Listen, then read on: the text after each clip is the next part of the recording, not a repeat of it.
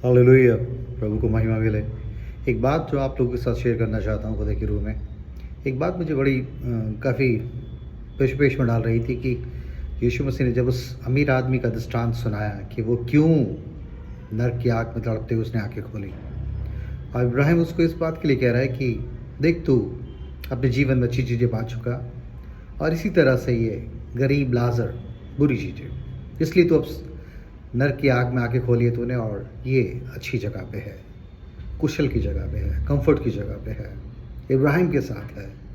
सोचिए, तो ये चीज़ को सोचने लगा कि वहाँ उसका इंट्रोडक्शन देते हुए अमीर आदमी के बारे में लिखा है कि वो बहुत ही अमीर आदमी था, धूमधाम से रहा करता था, बहुत ही भोग विलास के साथ रहा करता था, बहुत ही मलमल के कपड़े पहना करता था, बहुत ही शानदार तरीके से बहुत ही लग्जरियस लाइफ को बिताया कर रहा था। और मरने के बाद, दोनों के बाद, और अमीर आदमी की इसी देवड़ी पर उसी का पड़ोसी लाजर घाव से भरा हुआ छोड़ दिया जाता था, और वो उसकी चूर चार खाया करता था। और इन दोनों के मरने के बाद की स्टोरी को खुदा लाइव टेलीकास्ट करते हुए बता रहा है कि किस तरीके से समीर आदमी ने नरक की आग में तड़पते हुए आंखें खोली, और इब्राहिम की गोद में लाजर को देखकर उसने कहा कि इसको भेज दे, कि तड़प के मारे मैं मरा जा रहा हूँ, कि 2 बूंद उंगली पानी में डुबो के मेरी ज़बान पर रखे। मगर उसकी दरखास्त, इसकी है प्रार्थना नहीं सुनी गई, बल्कि उसके लिए इस बात का जब उसका इंसाफ इस तरीके से बताया गया कि तू अपने जीवन में अच्छी चीज़ें पा चुका, तो इस चीज़ को सोचने लगा कि अच्छी चीज़ें पाना क्या गुनाह है? अच्छे ऐशो आराम से रहना, अच्छा खाना, अच्छा कपड़े पहनना क्या गुनाह है? नहीं। इन वजह से वो आदमी नरक की आग में नहीं था। अमीर आदमी, ऐसा नहीं लिखा कि वो व्यभिचारी था, पियक्कड़ था और हत्यारा था, मूर्ति पूजक था, गाली गलौज करने वाला था, न्यायी था, विकेट था, ऐसा कुछ भी नहीं लिखा है। वहाँ इब्राहिम उसको इस बात के लिए कह रहा है कि तू इसलिए नरक की आग में है क्योंकि तू अपने जीवन में अच्छी चीज़ें पा चुका। तो इस बात को सोचने लगा कि अच्छी चीज़ें पाना गुनाह है? नहीं, अच्छी चीज़ें पाना गुनाह नहीं है। मगर अच्छी चीज़ें पाने के बावजूद ये आदमी ऐसी स्थिति में था, ऐसी मजबूती में था फाइनेंशियली और हर लेवल पे, ये बंदा इतना स्ट्रांग था कि ये लाजर का इलाज करा सकता था, उसके लिए एक बहुत बड़ी आशीष बन सकता था।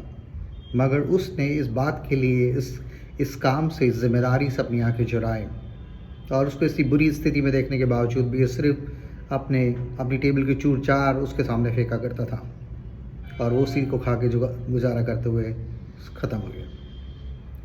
तो इस चीज़ का न्याय ये है कि हो सकता है कि परमेश्वर ने हमें हर तरीके की आशीषों से नवाजा हो, हर तरीके की सुख सुविधाओं से नवाजा हो, but always remember you are a steward in the kingdom of God. आप खुदा के राज्य में एक भंडारी हैं, आपका कुछ उसका मालिकाना हक नहीं। जो भी कुछ खुदा ने आपको दिया है, खुदा की महिमा, उसके जलाल और उसके लोगों के उसके अपलिफ्टमेंट के लिए आपको दिया है। मगर अगर आप उसको सही तरीके से इस्तेमाल नहीं कर रहे, और आप कह रहे हैं कि मैंने अपने बलबूते और अपने टैलेंट के द्वारा ये सब चीज़ें जमा की है, बटोरा है, तो आप बहुत बड़ी गलतफहमी में हैं। क्योंकि अगर आपको खुदा ने किसी योग्य किया है कि अपने बहन भाई के लिए और ऐसे ज़रूरतमंद आदमी के लिए जो सचमुच आपके पड़ोसी के समान है, सबसे बड़ी आज्ञा इसके डिसोबीडियंट की वजह ये थी कि ये आदमी नरक में इसलिए पहुंचा क्योंकि उसने अपने पड़ोसी लाजर से वो परमेश्वर के प्रेम, अपनी जैसा प्रेम ना कर पाया, उसमें फेल हो गया। हो सकता है कि आप एक अच्छे ओहदे पे हैं, अच्छे फाइनेंशियल कंडीशन में आप, और अच्छे बहुत ही लग्जरियस तरीके से जीवन जी रहे हैं, नथिंग बैड इन दैट।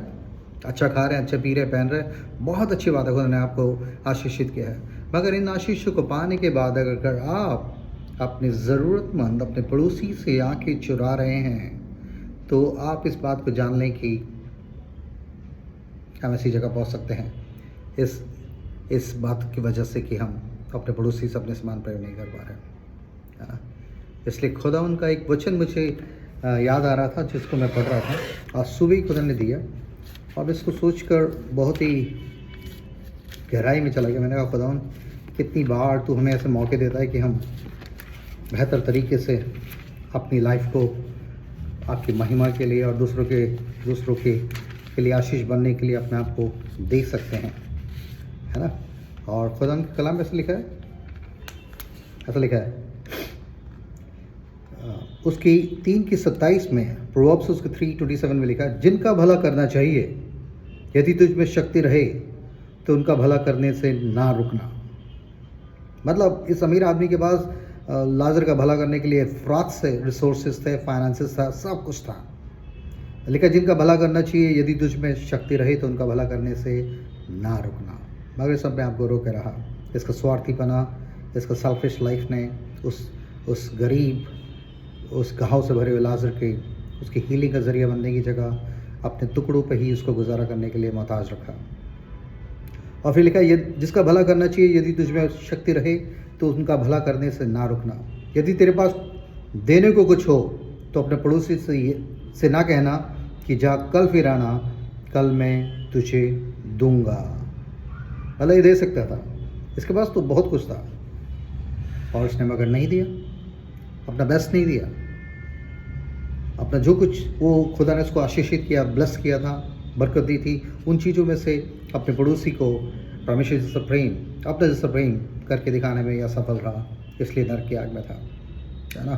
तो बड़ी ख़तरनाक चीज़ है ये कि आपके पास जो भी रिसोर्सेज हैं, साधन हैं, फाइनेंसेस हैं, जो भी बरकतें खुदा ने दी हैं, वो आप एक अच्छे भंडारी की तरह से परमेश्वर के राज्य के लिए और खुदा के लोगों के, उनके बेटरमेंट के लिए अगर आप इस्तेमाल कर रहे हैं तो यकीनन खुदा इनको आशीषित कर रहे हैं। मगर अगर आप ऐसी स्थिति में हैं कि आप किसी की हेल्प कर सकते हैं, इसके लिए ऐसा बहुत अच्छा लिखा है कि 27 में लिखा, do not withhold good from those whom it is due। लिखा है, do not withhold good from those who it is due, जिनके लिए ज़रूरी है, जिनके पास करने के लिए तेरे पास है सामर्थ। When it is in power to do it, जब तेरे पास इस बात की शक्ति है कि तू उनके लिए कुछ कर सके, जो उनके लिए ड्यू है, जिसके लिए खुदा ने तुझे आशीषित किया है। Do not say to your neighbour, go and come again, tomorrow I will give it when you have it with you. जब आपके पास है और आप अपने भाई से, अपने लोगों से, अपने ज़रूरतमंद सामने वाले पड़ोसी से आंखें चुरा रहे हैं, तो उसका खामियाजा बहुत ख़तरनाक है। Just ponder on this verse. आज सुबह अपने पर्सनल डिवोशन में दोनों आए थे नहीं, प्रोवर्ब्स को 3:27 और 28 ने मुझे हिलाया कि क्या सचमुच मैं और आप अपनी दी हुई आशीषों को सही मायने में खुदा के राज्य के, किंगडम के एक्सटेंशन के लिए और अपने ज़रूरतमंद बहन भाइयों, बिलीवर्स के लिए आशीष का ज़रिया बने हुए हैं, या उसको लपेट के अपने एक स्ट्रेंजीनेस में, एक स्वार्थीपन से जीवन बिता रहे हैं। तो रिजल्ट जल्दी आने वाला है, कुछ पता नहीं मेरे और आपकी आंखें कब बंद हो जाएं। मगर बहुत से लोग इसलिए नहीं, इसलिए नष्ट जाएंगे क्योंकि वो अपनी आशीषों को दूसरों में बांटने में और खुदा के राज्य में बढ़ाने में असफल हैं।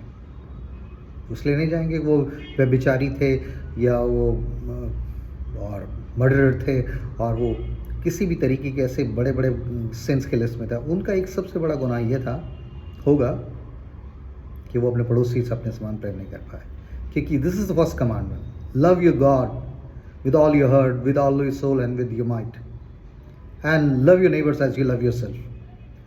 अपने परमेश्वर से अपनी पूरी शक्ति, अपनी सामर्थ, अपने आत्मा से, अपने हृदय से प्यार कर और अपने पड़ोसी से अपने समान प्रेम कर। तो this is the time you have to ponder who is your neighbour. सोचिए कि कौन आपका नेबर है जिसके पास खुदा ने आपको रखा है कि आप उसके लिए यीशु मसीह के प्रेम को दिखाने का एक जरिया बन सके, उसको स्टेब्लिश कर सके, उसको उसके लड़खड़ाते घुटनों में सामर्थ्य के उसको परमेश्वर की राज्य में स्थिर करने का जरिया बने। Think over it. खुदा का रूह आपसे बातचीत करेगा। God bless you so much.